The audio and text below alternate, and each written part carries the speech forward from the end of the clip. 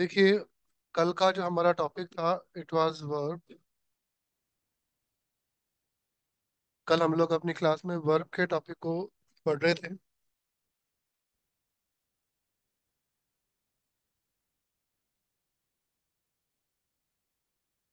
आज हम हाँ जी, आज हम जानेंगे वर्ब्स के टाइप्स को। एक होता है प्रेजेंट फॉर्म। प्रेजेंट फॉर्म होती है वर्ब की फर्स्ट फॉर्म। फॉर एग्जांपल, जैसे मैंने लिखा अंडरस्टैंड। तो अंडरस्टैंड यहाँ पर क्या है, वर्ब की फर्स्ट फॉर्म है। एक होता है पास्ट फॉर्म।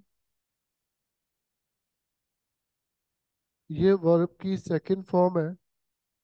जैसे हम लिखते हैं अंडरस्टूड। इसके बाद हम बात करते हैं past participle. Past participle verb की थर्ड फॉर्म होती है। यहाँ पर अपन ने लिखा जैसे कि अंडरस्टूड। यहाँ पर हमको समझना होगा, किसी भी सेंटेंस में, किसी भी सेंटेंस में अगर every day, every night, always, never, regular, daily जैसे शब्दों का यूज हो, अगर किसी भी सेंटेंस में regularly, daily, every day, always, every night या नेवर जैसे शब्दों का यूज हो, उस कंडीशन में हम क्या लिखेंगे, वर्ब की फर्स्ट फॉर्म का यूज करते हैं। तो यहाँ पर आप देख सकते हैं कि वर्ब की फर्स्ट फॉर्म क्या है। वर्ब की फर्स्ट फॉर्म है यहाँ पर अंडरस्टैंड। अंडरस्टैंड यहाँ पर दोस्तों वर्ब की प्रेजेंट फॉर्म है। तो यहाँ पर आप इसके साथ साथ नोट्स बनाते जाएं, इसका स्क्रीनशॉट ले सकते हैं आप लोग।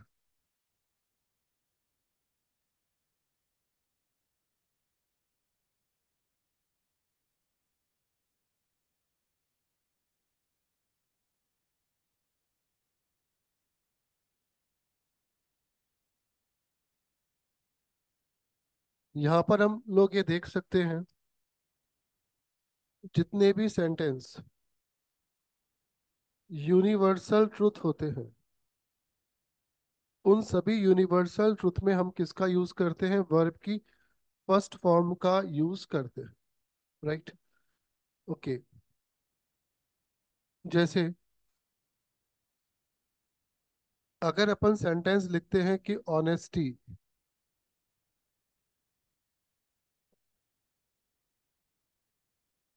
मान लीजिए मेरा एक सेंटेंस है, मैंने यहाँ पे लिखा ऑनेस्टी। ऑनेस्टी का मतलब होता है ईमानदारी। इसके बाद में लिखा हुआ है ऑलवेज। ऑलवेज का मतलब होता है हमेशा। अब आपसे कहा गया कि बताइए यहाँ पर क्या आएगा। तो मैं अगर यहाँ पे लिखता हूँ PAY पे, तो मुझे एस लगाना पड़ेगा। मैं क्या लिखूंगा, ऑनेस्टी ऑलवेज पेज। ईमानदारी हमेशा परिणाम देती है। तो ऑनेस्टी जो है वो यहाँ पे क्या है, सब्जेक्ट है। तो इसके साथ में यहाँ पर वर्ब की जो फर्स्ट फॉर्म है, उस फर्स्ट फॉर्म में हमने क्या लिखा, एस या ईएस का यूज किया। बिकॉज ये जो सेंटेंस है, ये सेंटेंस यहाँ पर क्या है, यूनिवर्सल ट्रुथ है। ये जो सेंटेंस है यहाँ पर क्या है, यूनिवर्सल ट्रुथ है। तो आप इस बात का ध्यान रखिएगा कि किसी भी सेंटेंस में प्रेजेंट फॉर्म का यूज कब होगा, जब अगर मान लीजिए यूनिवर्सल ट्रुथ है, तो उस कंडीशन में हम लोग किसका यूज करेंगे, वर्ब की फर्स्ट फॉर्म का यूज करते हैं। क्लियर है।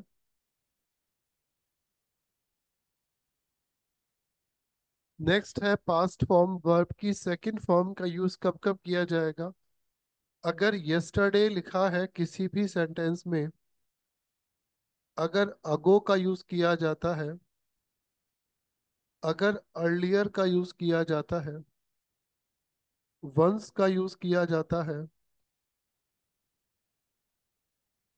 बिफोर का यूज किया जाए,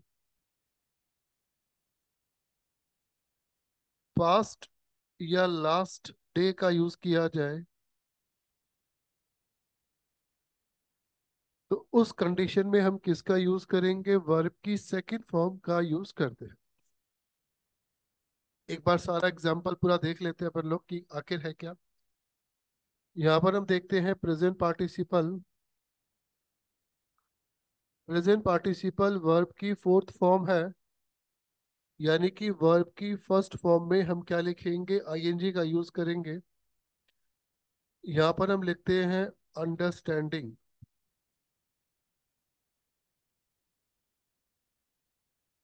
V1 में हम किसका यूज करेंगे? आईएनजी का यूज करते हैं। इसके बाद हम यूज करेंगे टू इनफाइनेटिव। वर्ब की फिफ्थ फॉर्म होती है। हमने लिखा टू अंडरस्टैंड। हमारा रूल क्या है? टू के बाद हमेशा वर्ब की फर्स्ट फॉर्म का यूज करते हैं। बेसिकली देखा जाए तो this is a kind of an example कि यहाँ पर हम लोग ये देख सकते हैं कि present past form, past participle, present participle, to infinitive, इस तरीके से इनका यूज किया जाता है। Now we can see that, अब यहाँ पर हम ये समझ सकते हैं कि इनका आखिर यूज किस किस तरीके से हो सकता है। फॉर एग्जाम्पल, जैसे मान लीजिए सेंटेंस आपको इस तरह से लिखा हुआ है, जैसे हमने लिखा yesterday.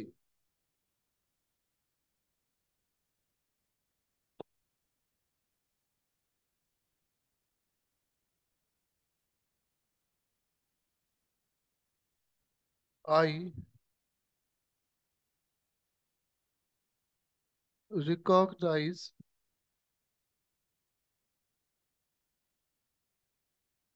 One of my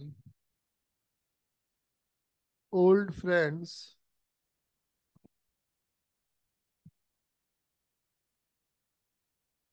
in the market.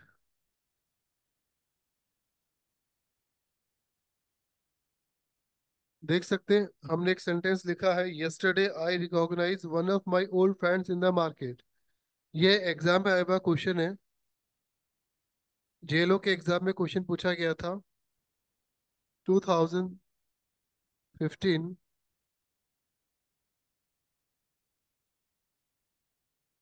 Yesterday I recognize one of my old friends in the market.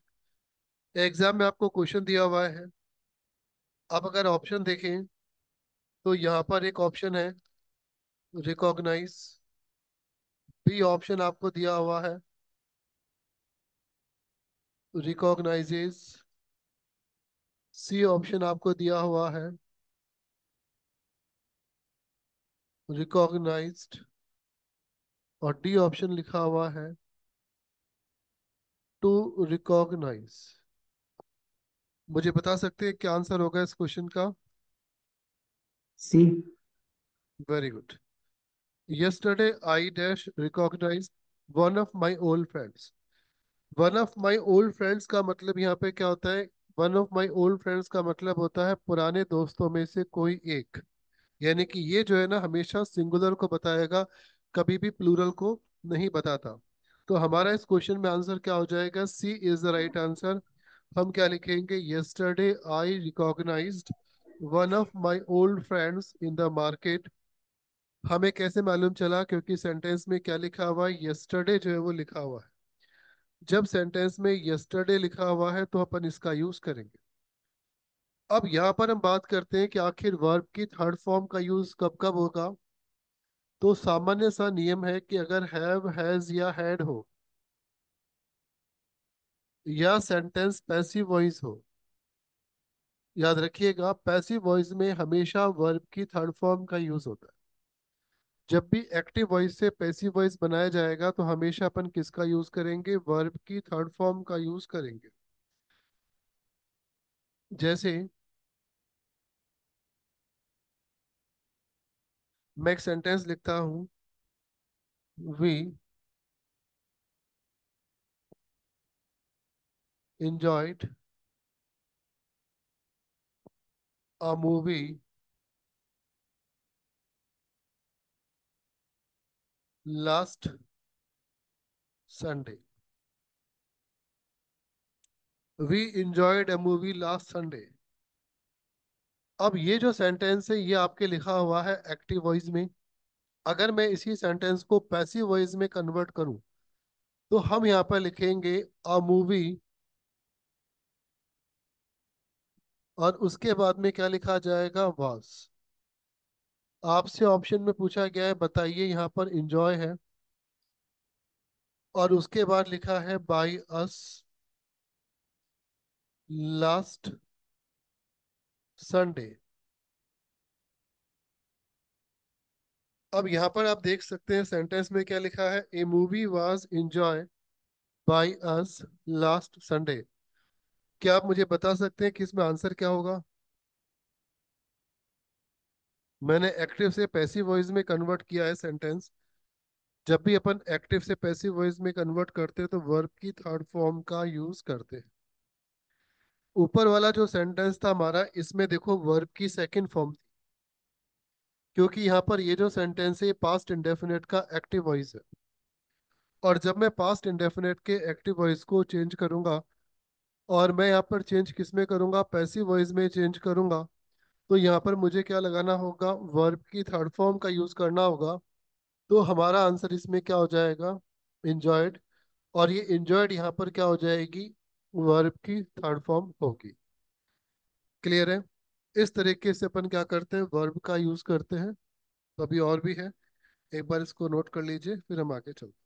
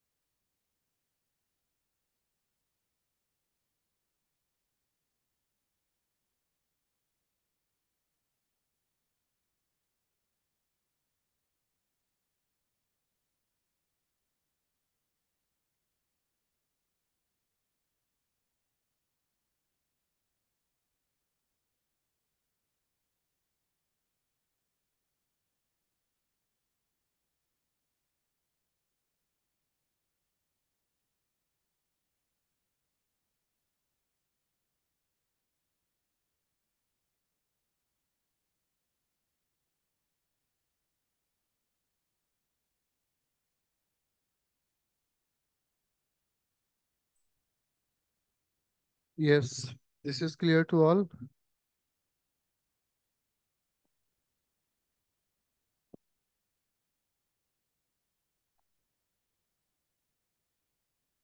चलिए आगे चलते हैं।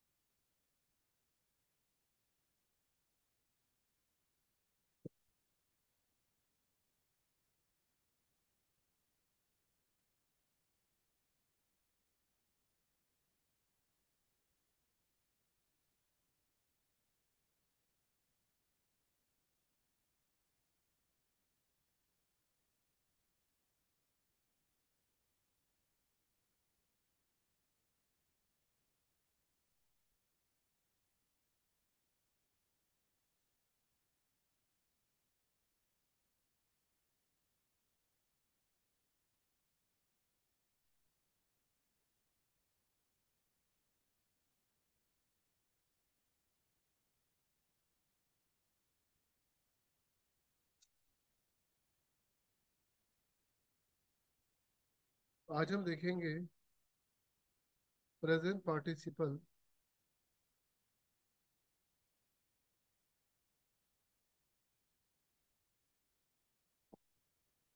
बेसिकली प्रेजेंट पार्टिसिपल क्या है?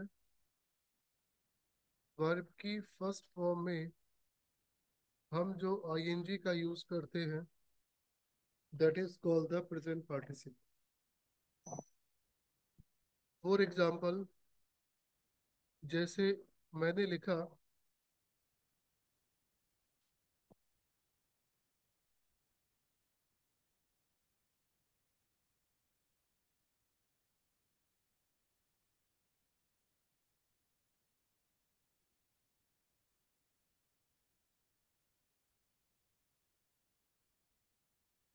ईट।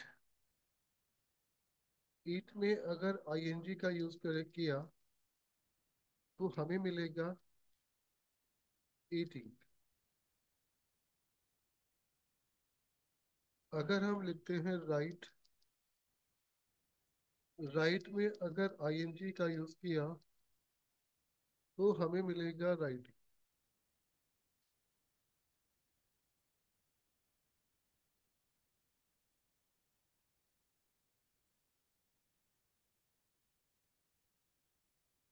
अगर मैं लिखता हूँ टीच, टीच में अगर आईएनजी का यूज किया तो हमें मिलेगा teach.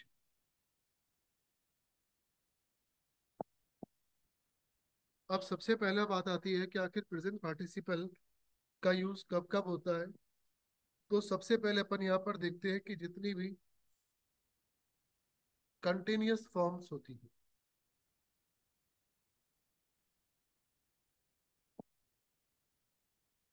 Continuous forms of tense,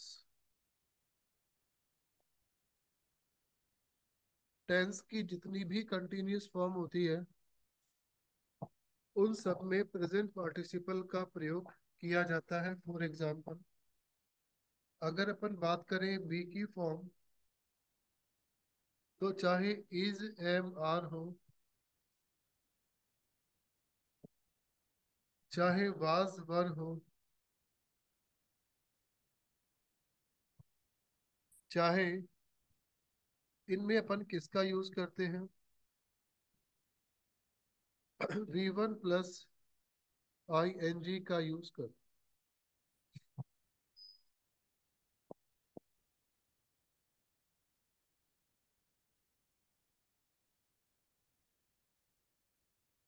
example, जैसे अपन ने लिखा शी इज बैक बाइटिंग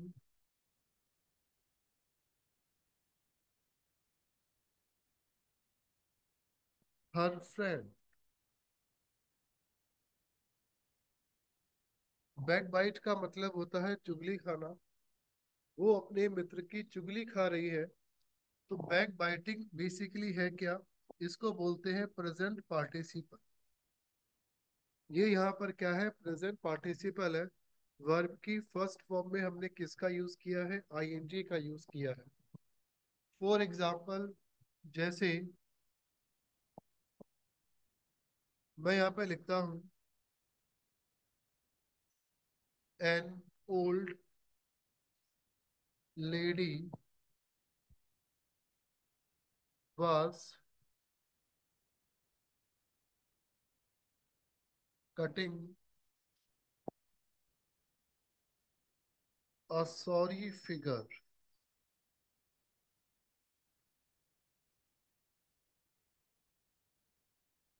यहाँ पे लिखा हुआ है was cutting A sorry figure.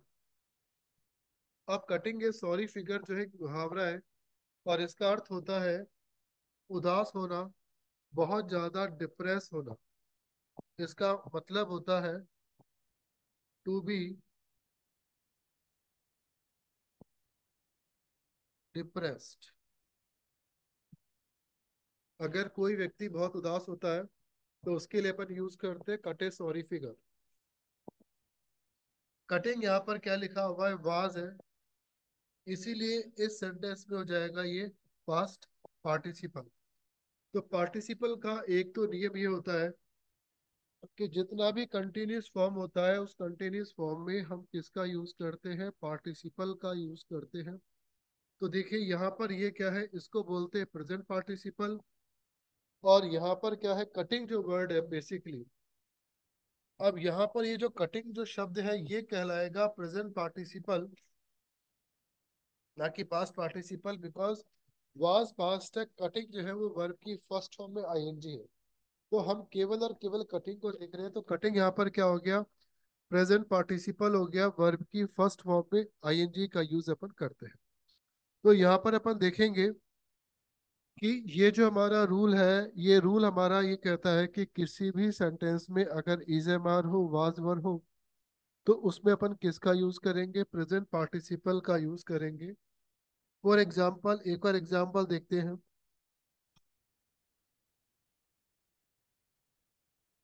Kavita has been living in Jaipur since 2020। तो यहाँ पर जो लिविंग है, this living is the present participle. हमारा सेंटेंस है कि कविता जयपुर में 2020 से रह रही है।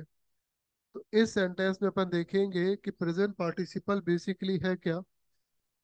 प्रेजेंट पार्टिसिपल देखिए, वर्ब की फर्स्ट फॉर्म में आईएनजी होता है। जैसे ईट है, ईट में आईएनजी लगाओ तो क्या बनेगा, ईटिंग। राइट है, राइट में आईएनजी लगाइए।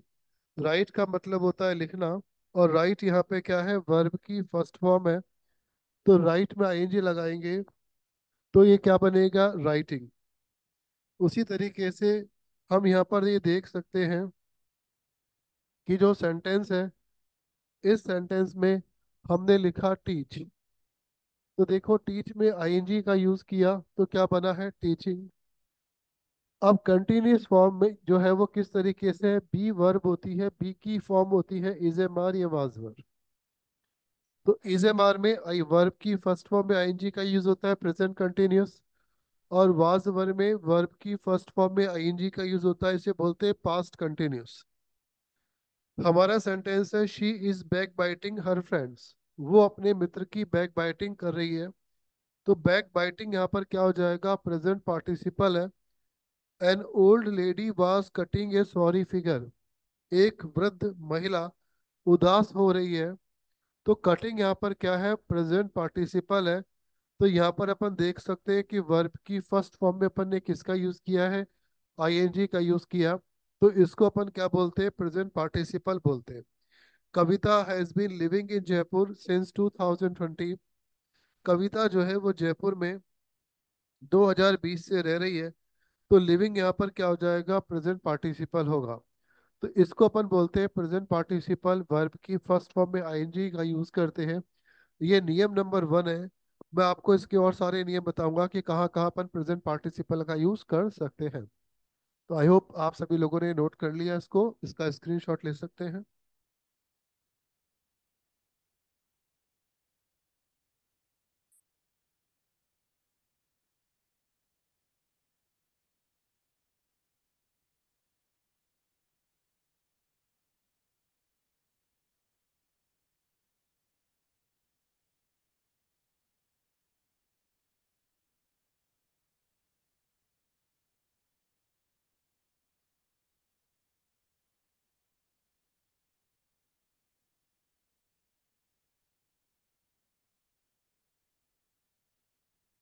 यस, चले आगे। Have you noted down?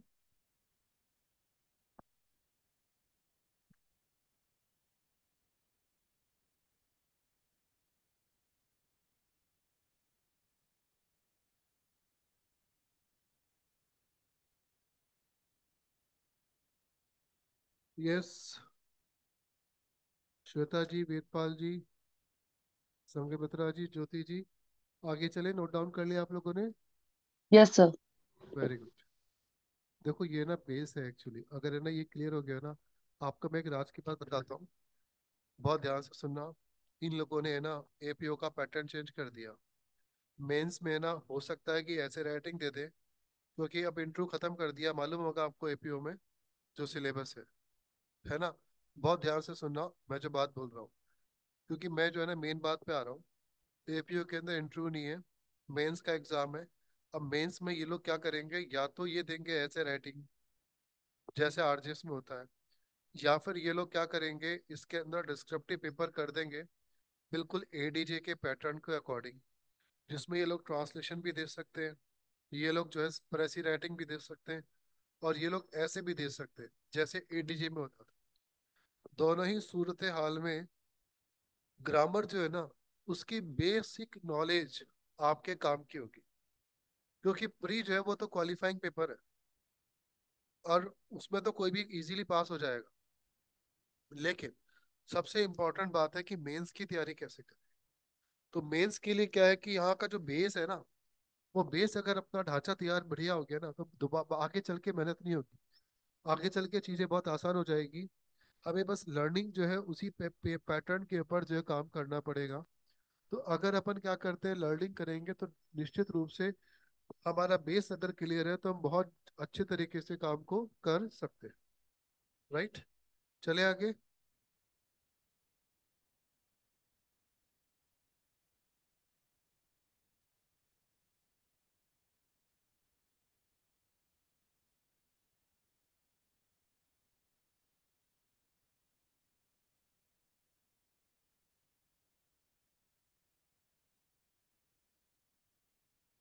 Second number का रूल होता है, वो है एडजेक्टिव फॉर्म। प्रेजेंट पार्टिसिपल जो है वो किसी भी सेंटेंस में एडजेक्टिव के फॉर्म में आता है। अब बेसिकली एडजेक्टिव क्या होता है? एडजेक्टिव का मतलब होता है जो शब्द नाउन से पहले यूज होते हैं। जो शब्द नाउन से पहले यूज होते हैं और नाउन को स्पेसिफाई करते हैं, उसे अपन क्या कहते हैं? उसे अपन बोलेंगे एडजेक्टिव कहते हैं। तो यहाँ पर ये ध्यान रखिएगा, हम लोग यहाँ पे क्या करेंगे, वर्ब की फर्स्ट फॉर्म में आईएनजी का अगर अपन यूज करते हैं, और ये यहाँ पर क्या है, नाउन से पहले आता है, तो इसे अपन बोलते हैं प्रेजेंट पार्टिसिपल कहते हैं। इसे अपन क्या कहेंगे? प्रेजेंट पार्टिसिपल कहेंगे। और इस प्रकार के सारे प्रेजेंट पार्टिसिपल होंगे, वो आपके हो जाएंगे एडजेक्टिव हो जाएंगे, इसको एडजेक्टिव कहते हैं। ये क्या हो जाएंगे? आपके एडजेक्टिव हो जाएंगे। तो यूज किससे पहले होगा? नाउन से पहले होगा। प्रोनाउन से पहले इसका यूज नहीं हो सकता है। बेसिक कॉन्सेप्ट है इंग्लिश का, इसको समझेंगे। ध्यान से सुनिएगा, बिल्कुल जीरो लेवल से शुरू करते हैं, हर किसी को समझ में आएगा। फॉर एग्जाम्पल, अगर मैंने यहाँ पे लिखा सिनेमा, अब बताओ सिनेमा जो है वो नाउन है, संज्ञा है। नाउन क्या होता है? नाउन की डेफिनेशन क्या होता है? किसी भी जगह का नाम, किसी प्लेस का नाम, किसी पर्सन का नाम, that is called the noun. तो सिनेमा यहाँ पे क्या है? नाउन है। अब यहाँ पर मैंने एक शब्द लिखा, WATCH, वॉच। वॉच बताओ यहाँ पे वर्ब है कि नहीं है? वर्ब की फर्स्ट फॉर्म है। वॉच का मतलब होता है देखना। तो मैं यहाँ पे वॉच में किसका यूज करूंगा? आईएनजी का यूज करूंगा। तो यहाँ पर क्या हो जाएगा? Watching cinema. ध्यान से समझना, बिल्कुल बेसिक कॉन्सेप्ट है, इजीली समझ में आएगा, एग्जाम के लिए इंपॉर्टेंट है। वर्ब की फर्स्ट फॉर्म में आईएनजी का यूज कर रहे हैं, तो यहाँ पे क्या बनेगा? Watching cinema. एग्जाम का हमारा क्वेश्चन क्या है? एग्जाम में क्वेश्चन किस तरीके से पूछा जाएगा? एग्जाम में क्वेश्चन लिखा हुआ आ गया, आई लाइक, और उसके बाद में खाली जगह है, और यहाँ पे लिखा हुआ है सिनेमा। और ध्यान से समझिएगा, ए ऑप्शन है, इसमें लिखा हुआ है वॉच। बी ऑप्शन है, इसमें लिखा हुआ है टू वॉच। सी ऑप्शन है, इसमें लिखा हुआ है वॉच्ड। और डी ऑप्शन है, इसमें लिखा हुआ है वॉचिंग। मुझे बताएं, आपने नियम पढ़ा है, जस्ट अभी अभी अपन ने देखा है, बहुत सामान्य सा सेंटेंस है, कॉम्पिटिटिव एग्जाम में बहुत बार पूछा जाता है। अब मुझे ये बताइए कि मैंने भी आपको बताया, नियम दोबारा सुनिएगा। नाउन से पहले अगर वर्ब की फर्स्ट फॉर्म में आईएनजी हो, तो उसे हम क्या कहते हैं? प्रेजेंट पार्टिसिपल कहते हैं। इस प्रकार के सारे प्रेजेंट पार्टिसिपल एडजेक्टिव होते हैं। एडजेक्टिव का मतलब होता है विशेषण, यानी कि विशेषता बताने वाले शब्दों को क्या कहा जाता है? विशेषण कहा जाता है। मेरा एक सेंटेंस है, मेरा एक शब्द है सिनेमा। सिनेमा यहाँ पे क्या है? नाउन है।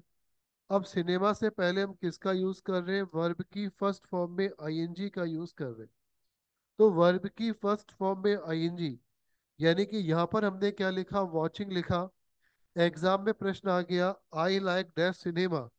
तो ये बताइए आपको क्या करना है एग्जाम में? सबसे पहले ये देखना है कि क्या यहाँ पे नाउन है।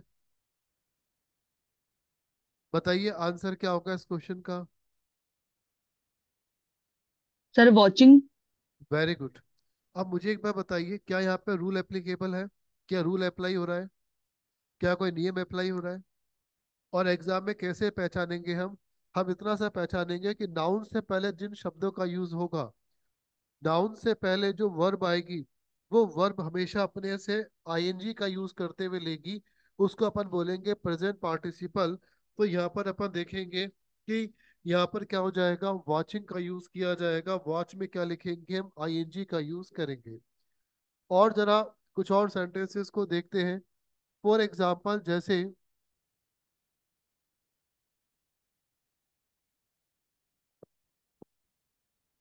मैं एक सेंटेंस लिखता हूँ, he saw dash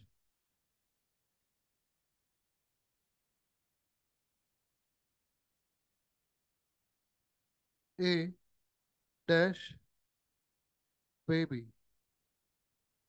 A option में लिखा है क्राई, बी ऑप्शन में लिखा है क्राइड, सी ऑप्शन में लिखा है क्राइंग, और डी ऑप्शन में लिखा है टू क्राई। बताइए क्या आंसर होगा? He saw a dash baby. क्या बेबी यहाँ पे नाउन है? क्या बेबी यहाँ पे नाउन है? यस और नो? Yes sir. क्या बेबी नाउन है? तो नाउन से पहले जो वर्ब आएगी, उस वर्ब में हम किसका यूज करेंगे?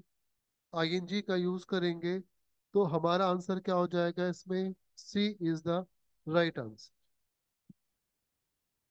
क्लियर है?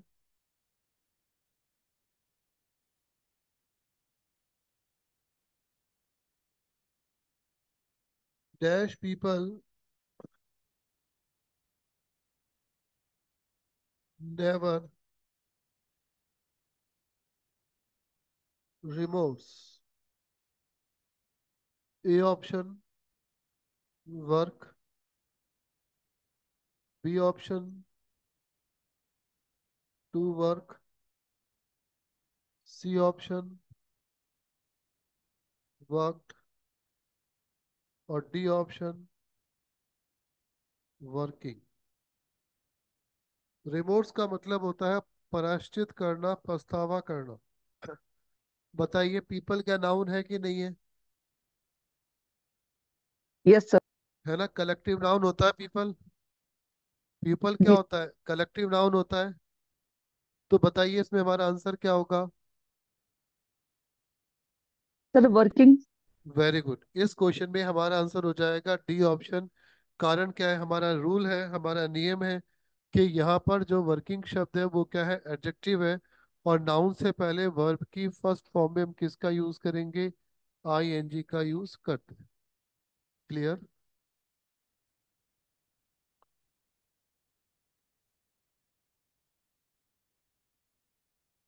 जैसे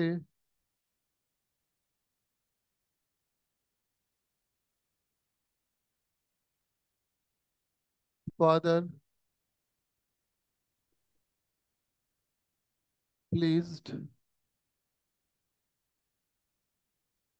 to C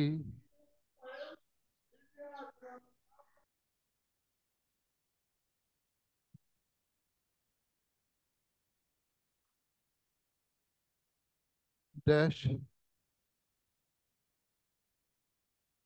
sun. A option study, B option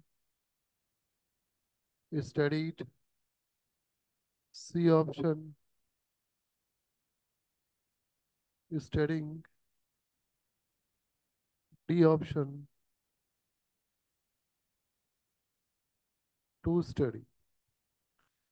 बताइए क्या आंसर होगा हमारा। Father pleased to see dash sun.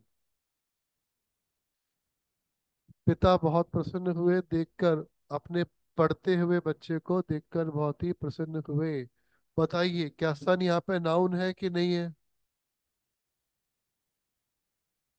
Yes sir, noun है। तो यहाँ पे नाउन है तो क्या इसके बाद हमारा आंसर क्या होगा इस क्वेश्चन में। Studying. Very good, D is the right answer. Father pleased to see dash son. कई बार ये जो क्वेश्चन है वो इस तरीके से भी दिया जा सकता है कि यहाँ पर अपन ये लिख सकते हैं कि फादर प्लीज्ड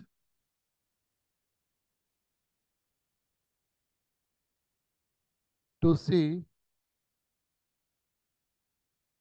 हिज सन। और यहाँ पर हम क्या लिख सकते हैं, स्टडिंग।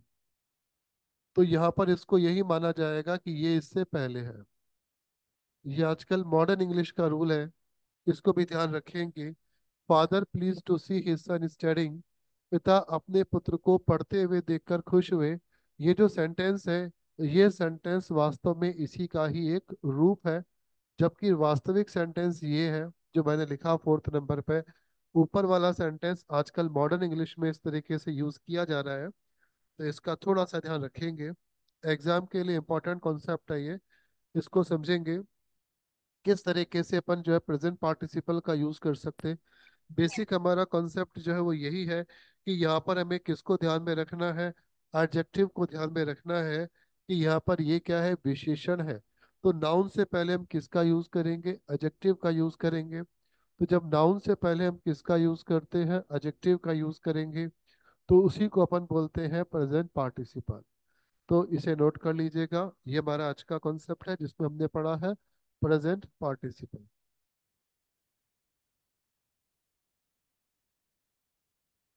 मैं एक और क्वेश्चन बताना चाहूंगा, कृपया यहाँ पे देखिएगा, कुछ लोग अभी ऐड हुए हैं। मान लीजिए एक सेंटेंस इस तरह से लिखा हुआ है, मैंने लिखा सीइंग, उसके बाद में लिखा हुआ है इज। ये इंपॉर्टेंट क्वेश्चन है एग्जाम के लिए। ए ऑप्शन है बिलीव, बी ऑप्शन है बिलीविंग, और सी ऑप्शन है टू बिलीव। इसमें हमारा आंसर हो जाएगा बी ऑप्शन। तो यहाँ पर अपन लिखेंगे सीइंग इज बिलीविंग। तो ये यहाँ पर किस रूप में आएगा, ये यहाँ पर एडजेक्टिव के रूप में आता है। यानी कि देखना ही क्या होता है, विश्वास करना होता है। जिस चीज को हम देखते हैं, हम उसको ही क्या करते हैं, तुरंत उस पर विश्वास करते हैं। इस बात को अपने को समझना है।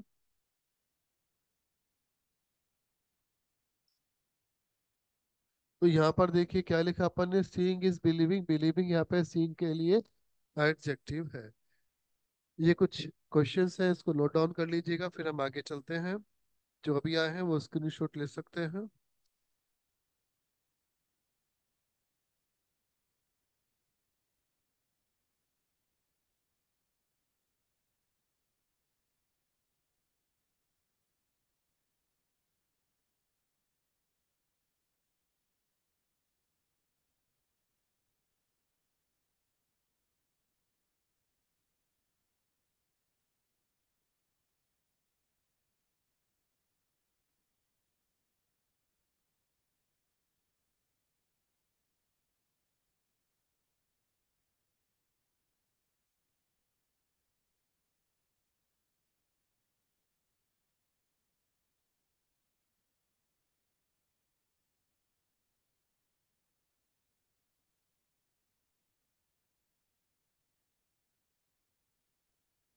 यस।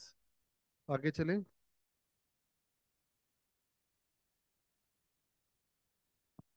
यस, नोट डाउन कर लिया आप लोगों ने?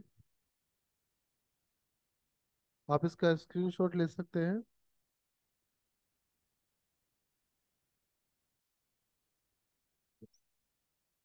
नेक्स्ट देखिए।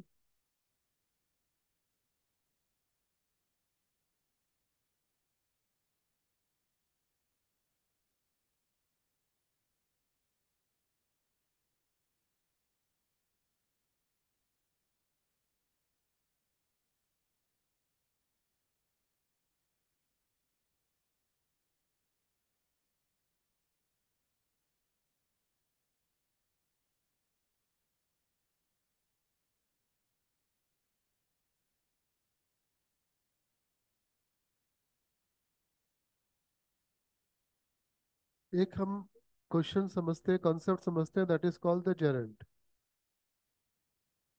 जेरेंट क्या है? वर्ब की फर्स्ट फॉर्म में आईएनजी है। और ये जो है, जितने भी जेरेंट होते हैं वो सेंटेंस में नाउन के रूप में काम आते हैं। अब प्रेजेंट पार्टिसिपल और जेरेंट में डिफरेंस आपका मालूम ही है कि प्रेजेंट पार्टिसिपल वो है, वो वर्ब की फर्स्ट फॉर्म में आईएनजी है जो नाउन से पहले ऐड होगा। ये इसकी शर्त है। लेकिन यहाँ पर जेरेंट जो है वो नाउन है जो खुद वर्ब की फर्स्ट फॉर्म में आईएनजी होता है, उसको अपन क्या बोलते हैं? नाउन बोलते हैं। फॉर एग्जाम्पल, जैसे सेंटेंस लिखा हुआ है dash is a good exercise. यानी कि सेंटेंस की शुरुआत जो है वो किससे होनी चाहिए? सब्जेक्ट से होनी चाहिए। हमारा ऑप्शन है, मैंने लिखा वॉक। बी ऑप्शन है टू वॉक। सी है वॉकिंग। और डी ऑप्शन है हमारा walked. Dash is a good exercise, यानी कि पैदल चलना बहुत अच्छा व्यायाम है। अब मुझे बताओ, क्या यहाँ पे सब्जेक्ट आना चाहिए था? क्योंकि जब वर्ब दिया हुआ है तो सब्जेक्ट के बाद में क्या आता है? वर्ब का यूज होता है। ग्रामर का बेसिक प्रिंसिपल है। तो वर्ब से पहले क्या आना चाहिए? सब्जेक्ट आना चाहिए। चार ऑप्शन दिए हुए हैं, तो यहाँ पर हमें किसका यूज करना होगा? जेरंड का यूज करना होगा। बताइए इस क्वेश्चन का आंसर क्या होगा? बताइए क्या होगा इस क्वेश्चन का आंसर?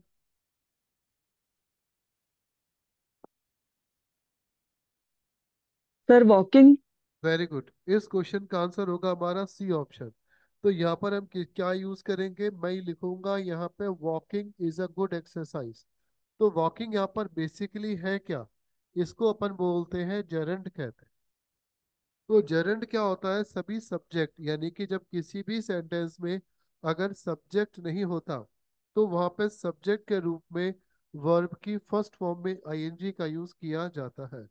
तो यहाँ पर मैं इसकी डेफिनेशन लिख सकता हूँ। मैं यहाँ पर लिख सकता हूँ कि gerund is used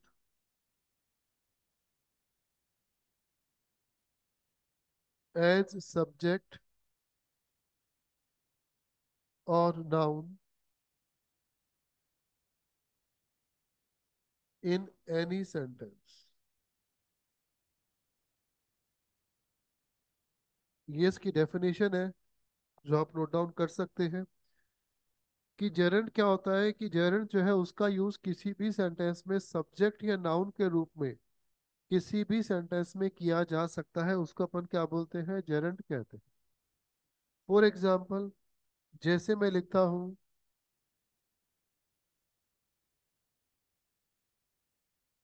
dash good for health. A option है लाफ। बी है लाफ्ट। सी है लाफिंग। डी है टू लाफ। कहते हैं कि हंसना जो है वो सेहत के लिए बहुत अच्छा होता है। अगर कई लाफिंग क्लब भी होते हैं, नाम सुना होगा आपने। तो बताइए इस क्वेश्चन में हमारा आंसर क्या होगा। Dash is good for health. स्वास्थ्य के लिए क्या अच्छा है। नियम क्या है, क्या सेंटेंस में सब्जेक्ट है, नहीं है। जब सेंटेंस में सब्जेक्ट नहीं है तो वहां पर सब्जेक्ट के रूप में क्या काम आएगा, वर्ब की फर्स्ट फॉर्म में आईएनजी काम आएगा। तो जब भी किसी भी सेंटेंस में कर्ता नहीं होता, सब्जेक्ट नहीं होता, काम को करने वाला प्रेजेंट नहीं है, और वर्ब दिया हुआ है, सेंटेंस दिया हुआ है, तो उस कंडीशन में हम वहां पर क्या करेंगे, हम वहां पर जेरंड का यूज करेंगे। जेरंड क्या होता है, वर्ब की फर्स्ट फॉर्म में हम आईएनजी का यूज करते हैं। तो यहाँ पर हमारा आंसर हो जाएगा सी ऑप्शन। हम लिखेंगे laughing is good for health. Laughing जो है वो क्या है, वो सेहत के लिए बहुत ही अच्छा होता है। क्लियर है, ध्यान रखिएगा। आपने एक फेमस कोट पढ़ा होगा, dash an apple every day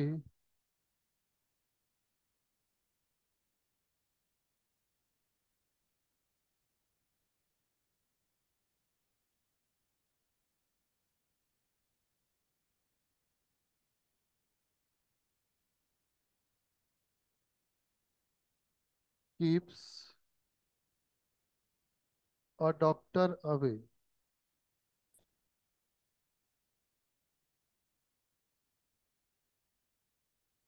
A option में लिखा है हमने ईट, बी में है ईटन, सी में है टू ईट, और डी ऑप्शन में है ईटिंग। बताइए हमारा सेंटेंस क्या है। एक एप्पल रोज खाना डॉक्टर को दूर भगाना होता है। कई जगह लिखा हुआ होता है मेडिकल्स में, डॉक्टर्स के जाते हैं, एप्पल जो है वो रोज खाएं, डॉक्टर को दूर भगाएं। हालांकि एप्पल जो है वो खाएंगे तो डॉक्टर दूर भाग जाएगा। बताओ आंसर क्या होगा इस क्वेश्चन का। Sir eating. Very good. Eating N apple every day keeps ए डॉक्टर अवे। तब बताइए ईटिंग यहाँ पे क्या है, जेरंड है। ये जो है ईटिंग इस सेंटेंस में क्या है, जेरंड है। और जेरंड का रूल क्या होता है कि किसी भी सेंटेंस में यदि कर्ता सब्जेक्ट नहीं होता, उस कंडीशन में हम सब्जेक्ट के रूप में, नाउन के रूप में जेरंड का यूज करते हैं। तो ये थी हमारी आज की क्लास। आई होप आपको पसंद आई होगी। और यहाँ पे हमने देखिए वर्ब क्या होती है, वर्ब के क्या क्या रूप है, कितने टाइप्स होते हैं, पार्टिसिपल क्या है, जेरेंट क्या है, वर्ब्स की कितनी फॉर्म्स हैं, क्या है, उनको स्टडी किया। उसके बारे में हमने स्टडीज किया, उसको समझा, और इस तरीके से हम इसको समझ के चलते हैं। राइट। सो मिलते हैं अगली क्लास में, तब तक के लिए नमस्कार, शुक्रिया, थैंक यू वेरी मच।